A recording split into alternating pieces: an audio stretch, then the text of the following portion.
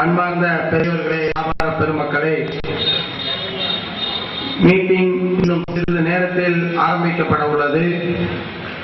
ஆங்காங்கே இருக்கக்கூடிய சகோதரர்கள் மேடையின் மீன் போடப்பட்டுள்ள இருக்கைகளை வந்து அமரும்படி அன்புடன் கேட்டுக்கொள்கிறோம்.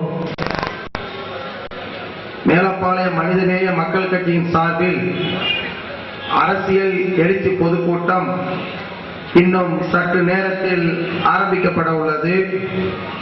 ஆங்காங்கே நிற்கக்கூடிய சகோதரர்கள் மேடையின் முன் போடப்பட்டுள்ள இருக்கைகளில் அமரும்படி அன்புடன் கேட்டுக்கொள்கிறோம். ரஹ்மத்துல்லாஹி வ பரகாத்துஹு. பொதுக்கூட்டம் இன்னும் சில மணித்துளிகளில் ஆரம்பிக்கப்பட உள்ளது. ஆங்காங்கே இருக்கக்கூடிய சகோதரர்கள் சேர்க்கை வந்து அமரும்படி அன்புடன் கேட்டுக்கொள்கிறோம்.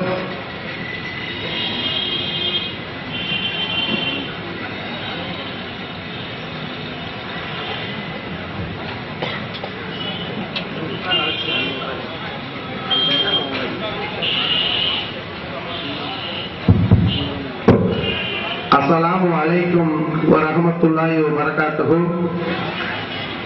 மேலப்பாளையம் மனிதநேய மக்கள் கட்சியின் சார்பில் அரசியல் எழுச்சி பொதுக்கூட்டம் இன்னும் சிறிது நேரத்தில் ஆரம்பிக்கப்பட உள்ளது.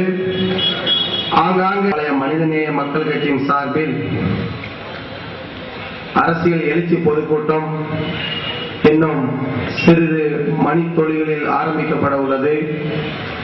ஆங்காங்கே நிற்கக்கூடிய சகோதரர்கள் இருக்கைகளில் வந்து அமரும்படி அன்புடன் கேட்டுக்கொள்கிறோம். பிஸ்மில்லாஹிர் ரஹ்மானிர் ரஹீம். வஸ்தஈனு பிஸ்ஸப்ரி வஸ்ஸலாத்தி இன்னல்லாஹ லகபீரத்தன் இல்லா அலல் ஹாஸியின். அல்லாஹ் தன்னுடைய திருமறையை கூறுகின்றான், பொறுமையை கொண்டும் தொழுகை கொண்டும் அல்லாஹ்விடமே உதவி தேடுங்கள். மேலப்பாளைய மனிதநேய மக்கள் கட்சியின் சார்பில் எழுச்சி பொதுக்கூட்டம் அல்லாஹ்வுடைய மாபெரும் கிருபையால் நடைபெற்று வருகிறது. இந்த பொதுக்கூட்டத்திற்கு தமிழ்நாடு முஸ்லிம் முன்னேற்ற கழகத்தின் முன்னாள் வளைகுடா அமைப்பாளர் கே.ஏ. முகமது பசுலிலாய் அவர்கள் தலைமை தாங்கி நடத்தும்படி அன்புடன் கேட்டுக்கொள்கிறோம்.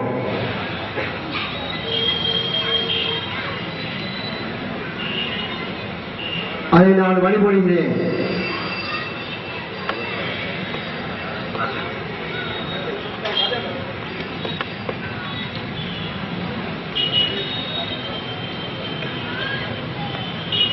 அஸ்ஸலாமு அலைக்கும் வரஹ்மத்துல்லாஹி வபரகாத்துஹு.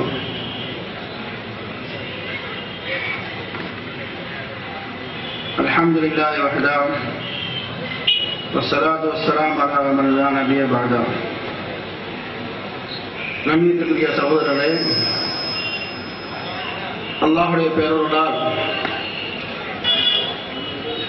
நீண்ட இடைவெளிக்கு பிறகு மனிதநேய மக்கள் கட்சியின் இந்த மாபெரும் எழுச்சி பொதுக்கூட்டத்தில் தலைமை தாங்கும் வாய்ப்பை தந்த அல்லாஹ்வுக்கு முதல் நன்றி தெரிவித்துக் கொண்டு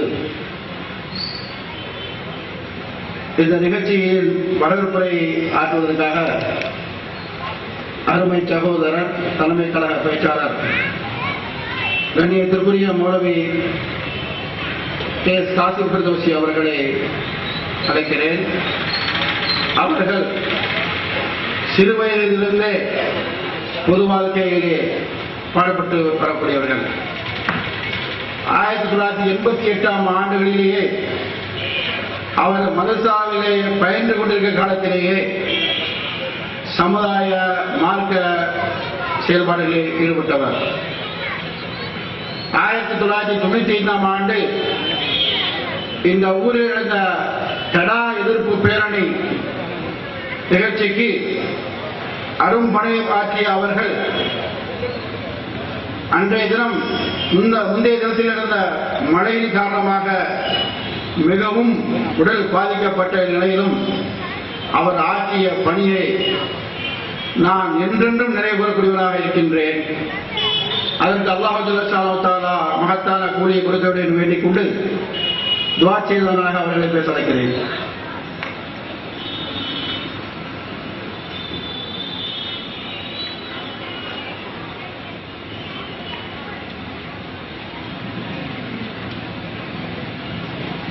الحمد لله رب العالمين الصلاة والسلام على من لا نبي بعده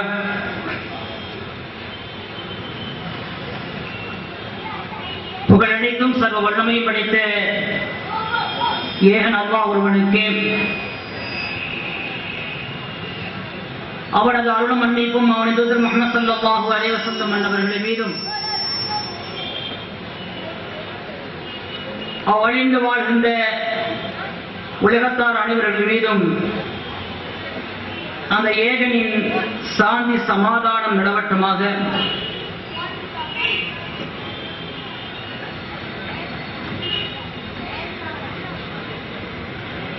இன்றைய தினம்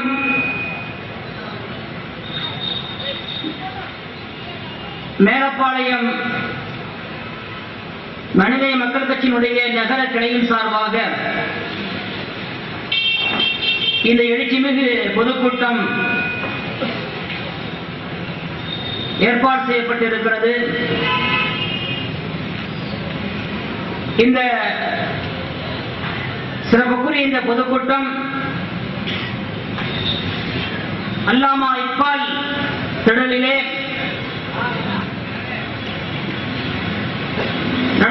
நடந்து கொண்டிருக்கிறது. இந்த எழுச்சிமிகு கூட்டத்திற்கு தலைமையேற்றிருக்கக்கூடிய பாசத்துக்கினிய அருமை சகோதரர் வளைகுடா நாடினுடைய முன்னாள் தமிழ்நாடு முஸ்லிம் முன்னேற்ற கழகத்தினுடைய பொறுப்பாளராக திகழ்ந்த முகமது ஃபதுலுல்லாஹி அவர்களை மற்றும் இங்கே முன்னிலை வைக்கக்கூடிய கழகத்தினுடைய நிர்வாகிகளாக இருக்கக்கூடிய காஜா அவர்களே, ரசூல் அவர்களே, இஸ்மாயில் அவர்களே, அப்துல் கனி அவர்களே,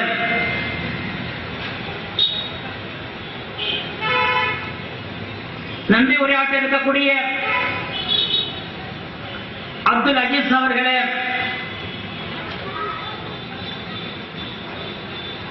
அப்துல் வாஹித் அவர்களே, ஷாஜஹான் அவர்களே, இங்கே சிறப்புரையாற்ற வர இருக்கக்கூடிய நெல்லை கிழக்கு மாவட்டத்தினுடைய தலைவர் அருமை சகோதரர் மைதீன் சேத்கான் அவர்களே,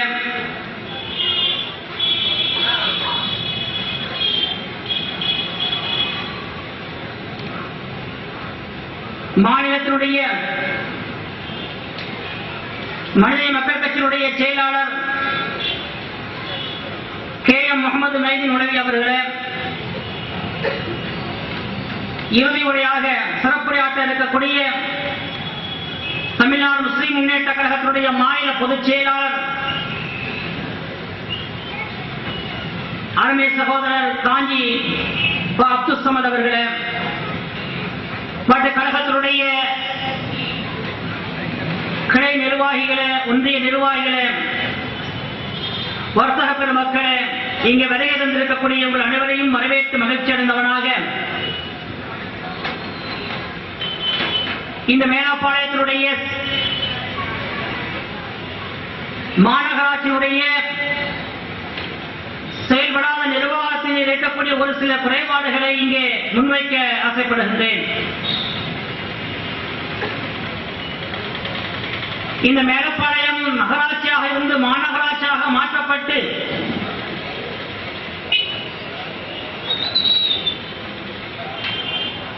அது மாநகராட்சி என்ற அந்தஸ்தை பெற்றிருந்தாலும் இதுவரையிலும் இந்த மேலப்பாளையம் நெல்லை மாநகராட்சியுடைய 4 மண்டலங்களாக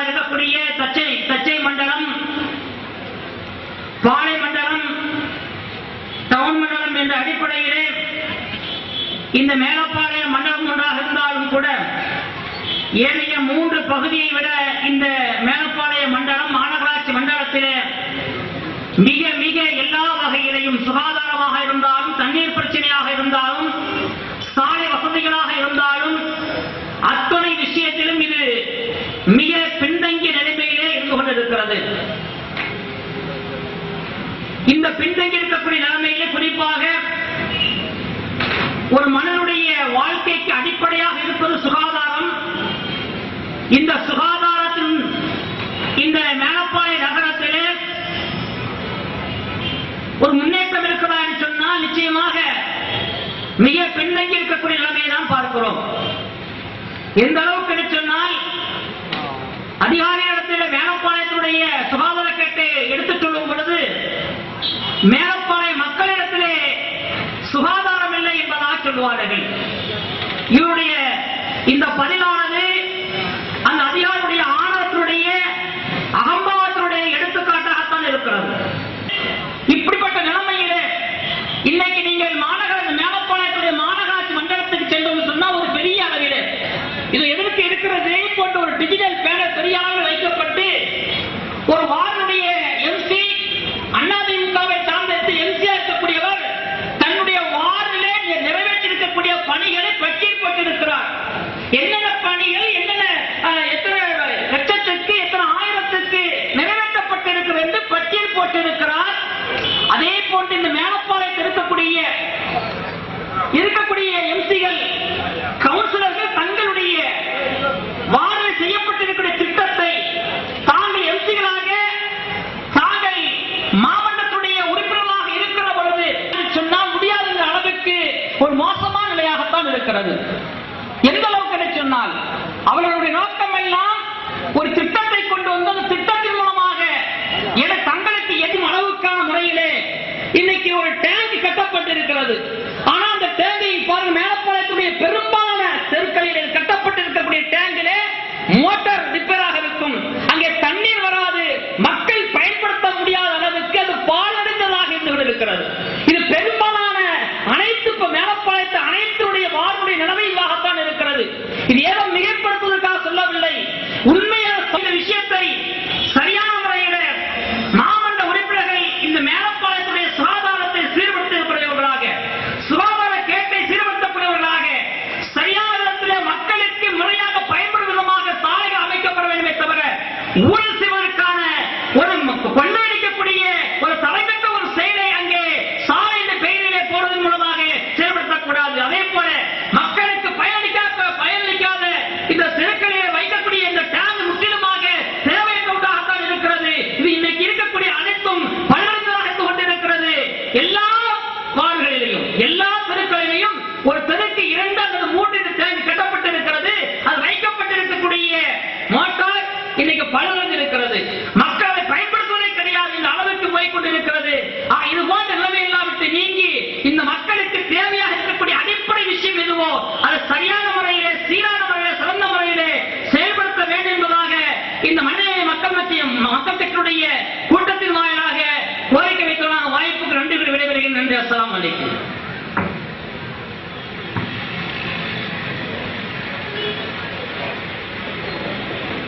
கண்ணியத்துக்குரிய மௌலவி மாநில பேச்சாளர் அருமை சகோதரர் காசிம் ரசூல் அவர்களுக்கு இந்த ஆடையை அறிவிக்கிறோம்.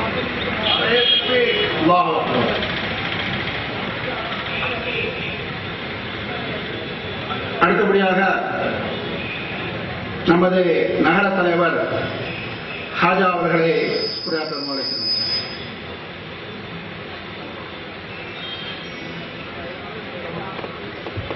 அஸ்ஸலாமு அலைக்கும் வரஹ்மத்துல்லாஹி வபரகாத்துஹு.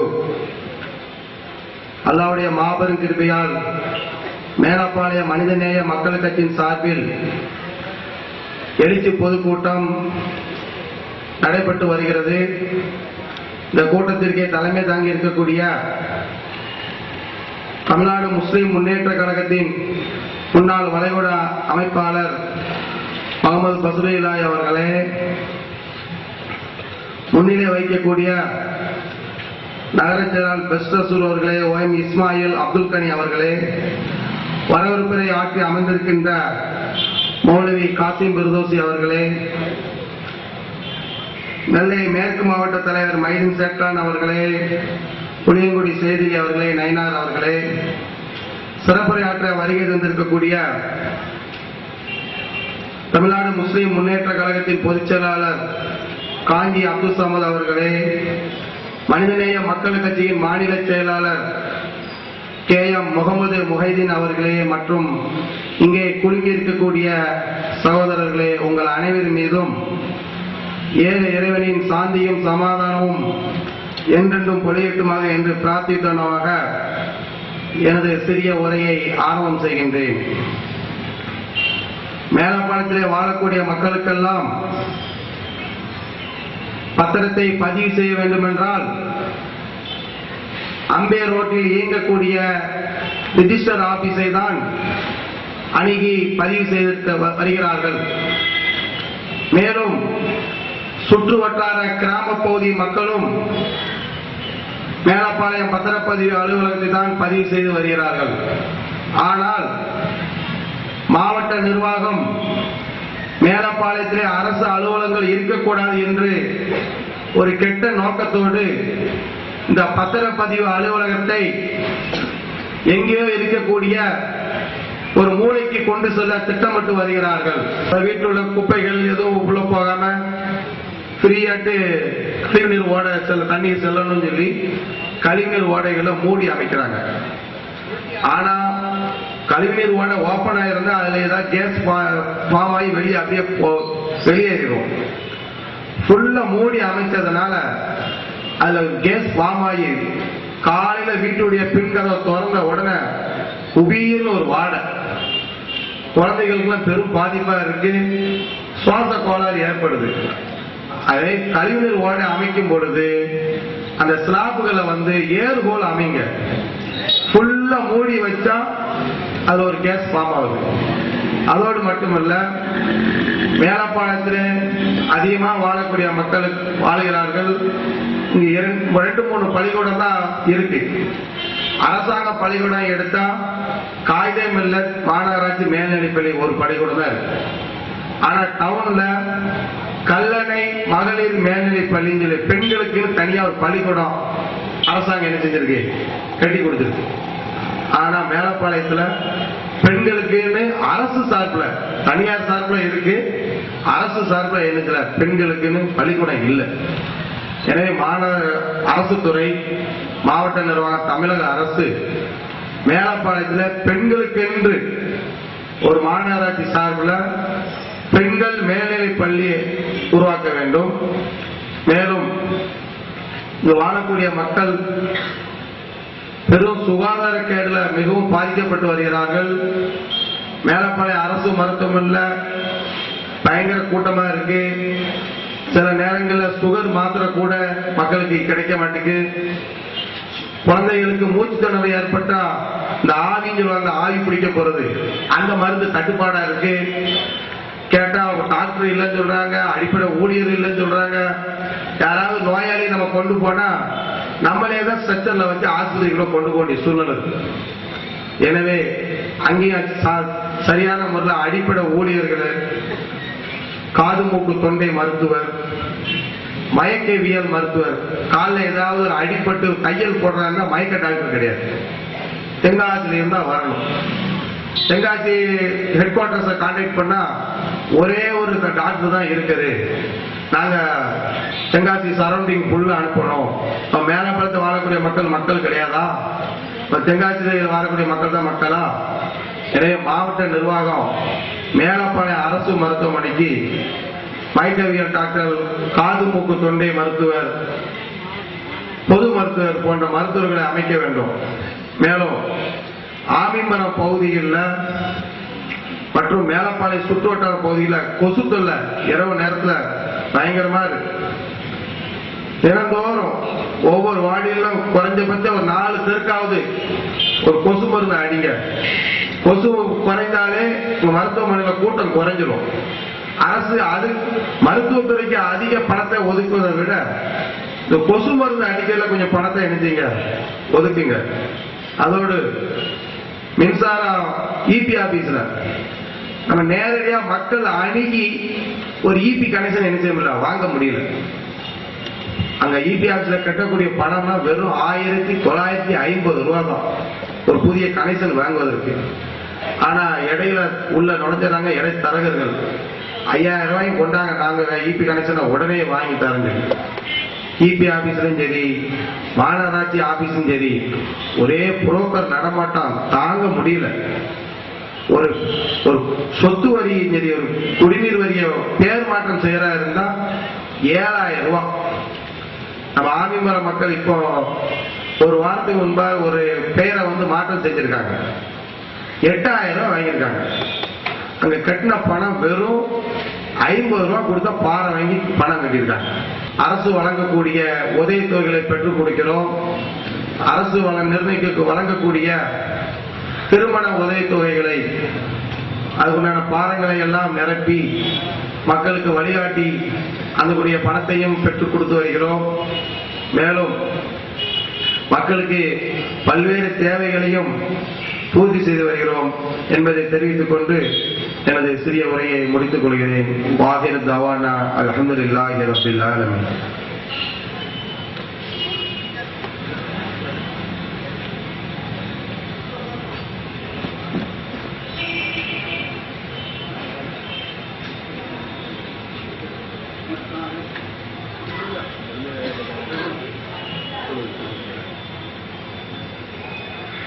நகரத்திலே சிறந்த முறையில் செயல்படக்கூடிய நகர தலைவர் அவர்களுக்கு காதில் புத்தகத்தில் அறிவித்தார்கள். அடுத்தபடியாக குவைத் மண்டல பொறுப்பாளர் தாயகத்தைச் சேர்ந்த சகோதரர் மலைக்காது அவர்களை வரவேற்பார்கள்.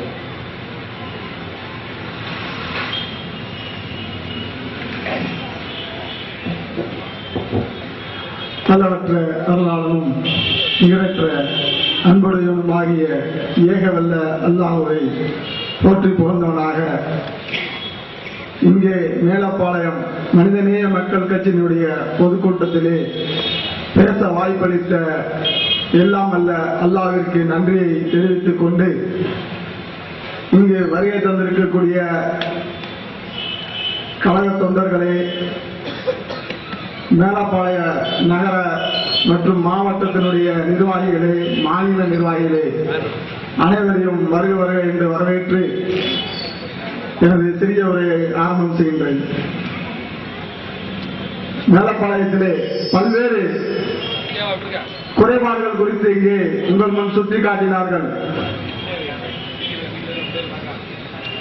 மிகவும் முக்கியமான ஒரு பிரச்சனை இங்கே மேலப்பாளையம் முஸ்லிம்கள் மத்தியிலே இருந்து கொண்டிருக்கின்றது. அது என்னவென்றால் இங்கே மையவாடி பிரச்சனை இருந்து கொண்டிருக்கின்றது.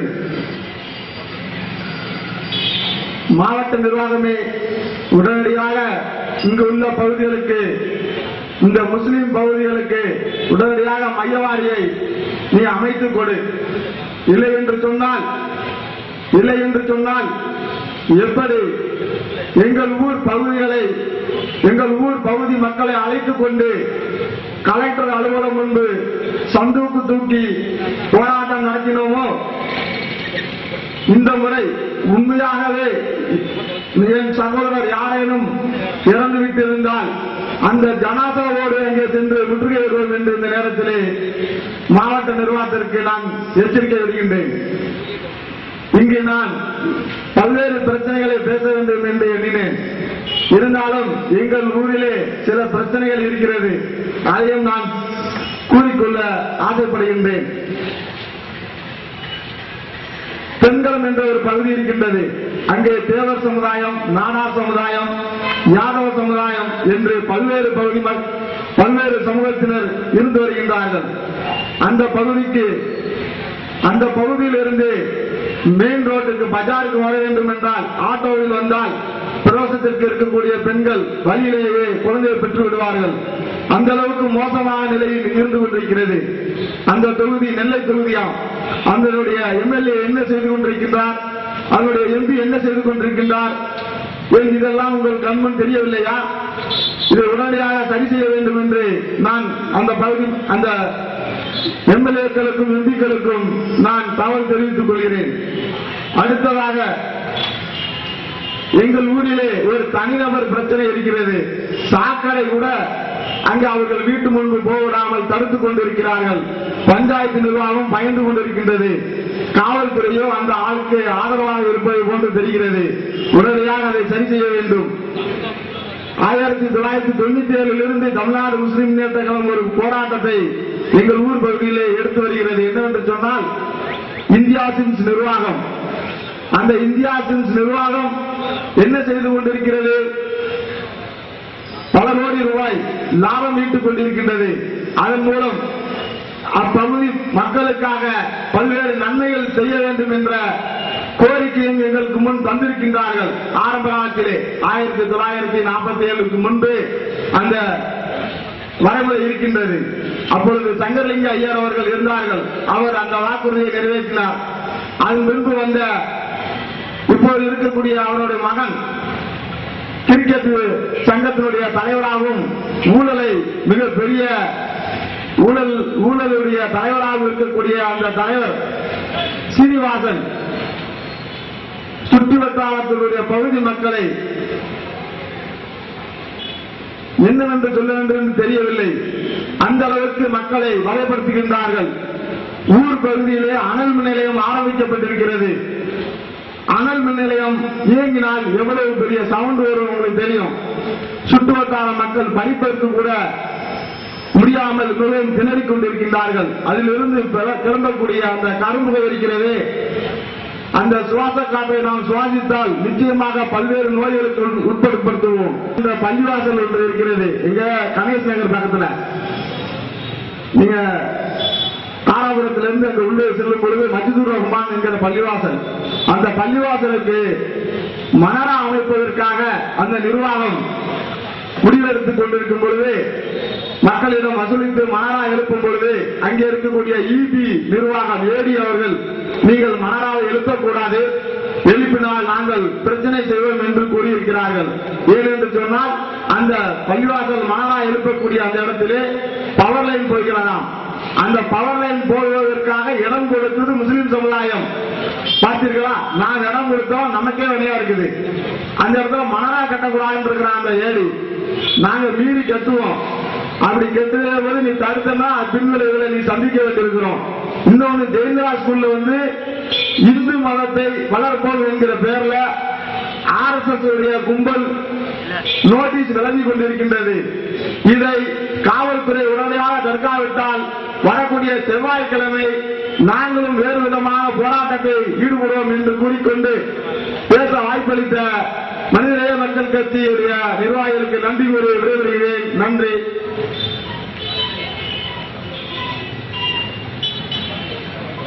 அடுத்தபடியாக 29வது தலைவர் அவர்கள் தீர்மானம் வாசிப்பார்கள்.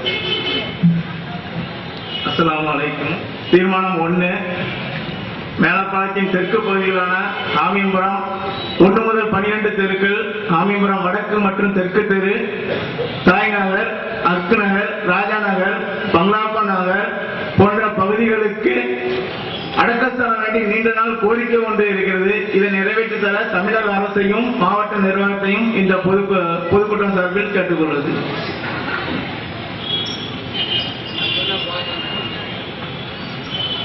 அடுத்தபடியாக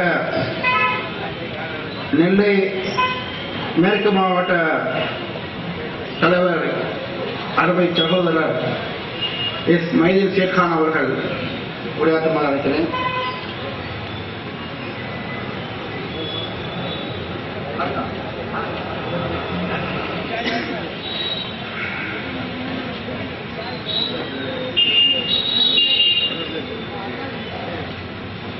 அளவற்ற அருளாளனும்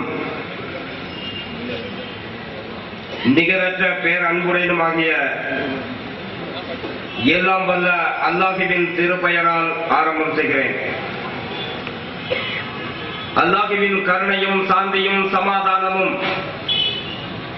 நபிகள் நாயகம் ஸல்லல்லாஹு அலைஹி வஸல்லம் அன்னவர்கள் மீதும் அவர்களை பின்பற்றி நடந்த சத்திய சகாபாக்கள், தாபீன்கள், தபதாபீன்கள், முத்தகீன்கள் மீதும்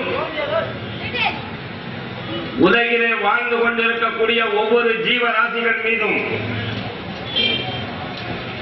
இப்பொழுது தமிழ்நாடு முஸ்லிம் முன்னேற்ற கழகத்தின் மேலப்பாளைய நகர செயலாளர் பெஸ் ரசூல் அவர்கள் நெல்லை மேற்கு மாவட்ட தலைவர் மைதீன் சேட்கான் அவர்களுக்கு பொன்னாடை போர்த்துவார்கள்.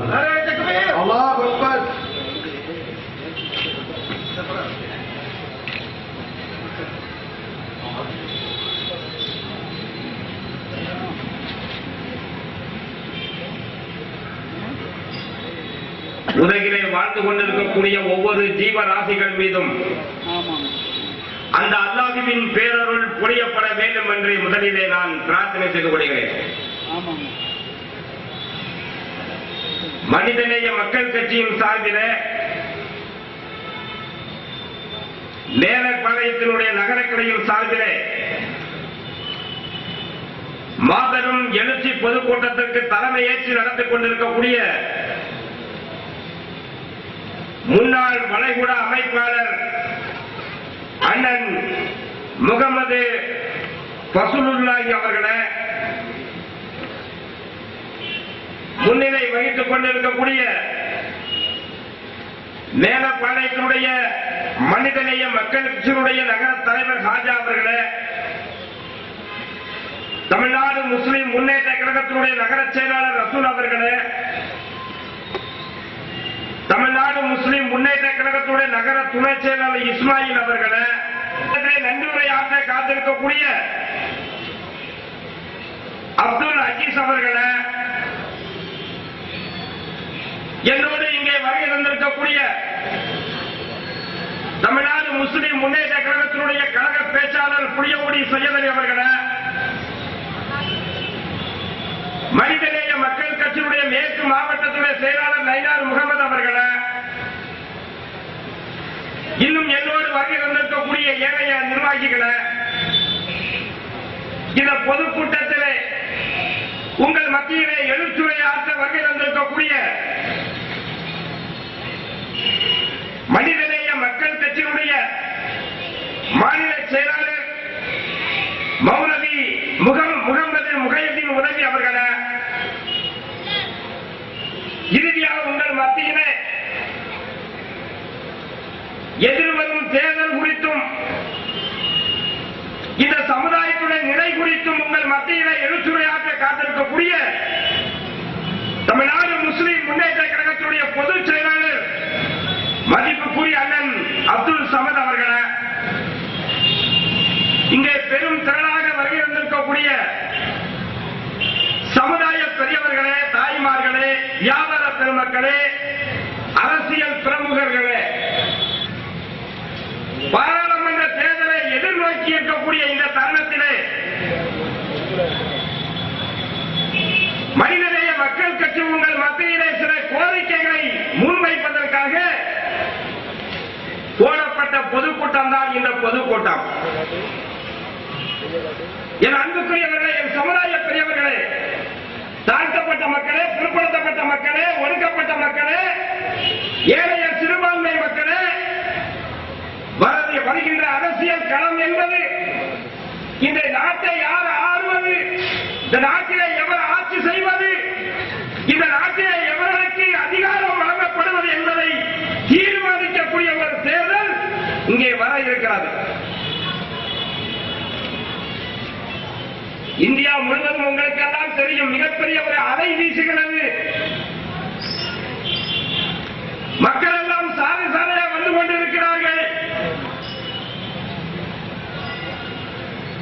அது என்ன அலைன்னு பார்த்தாச்சுன்னா, ஒரு மாநிலத்திலேயே சட்ட ஒழுங்கை சரிப்படுத்த முடியாத, சட்ட ஒழுங்கை சரியான முறையில் நிலைநாட்ட முடியாத, ஒரு தகுதியே இல்லாத ஒரு மாநிலத்துடைய முதலமைச்சரை பிரதமர் வேட்பாளராக அறிவித்து ஒரு சங் பரிவார கூட்டம் இந்த நாடு முழுவதும் நாட்டிலே இந்து ராஜ்யத்தை நாங்கள் உருவாக்கப் போகிறோம், இதுதான் எங்களுடைய தருணம் என்று சொல்லிக்கொண்டு வலம் வந்து கொண்டிருப்பதை நாம் பார்க்கின்றோம்.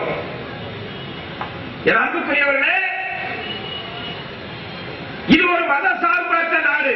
இந்தியா என்பது வேற்றுமையிலே ஒற்றுமை கொண்ட ஒரு நாடு, ஒரு அரசியல், ஒரு மத சார்பற்ற ஒரு நாட்டிலே இந்த நாட்டை ஆட்சி ஆளக்கூடியவன், அதிகாரத்தில் இருக்கக்கூடியவன் நாட்டினுடைய பிரதமராக வரக்கூடியவன் ஒரு மத